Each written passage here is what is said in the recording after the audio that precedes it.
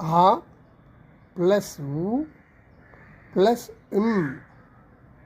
Equals to Om. ఆ plus ఉ plus equals to Om. జాగ్రత్తావస్థ ఈక్వల్స్ టు ఆ. చేతన మనస్సు కథ అది చెప్తుంది. స్వప్నావస్థ ఈక్వల్స్ టు ఉ.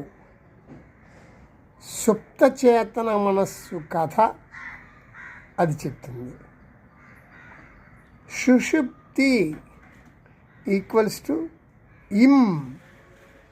మనస్సు ఆత్మలో లయం అయి ఉంటుంది. నెక్స్ట్ 4వది తురియం ఈక్వల్స్ టు ప్రశాంతత. ఇది ఏంటంటే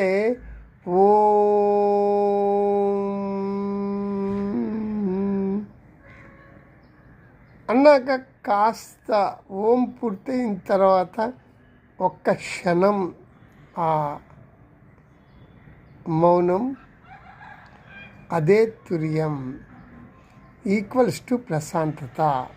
అంతరంగంలో మౌనం, ఆకాశం దానికి చిహ్నం.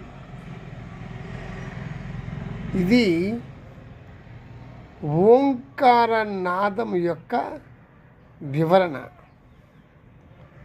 ధన్యవాదాలు.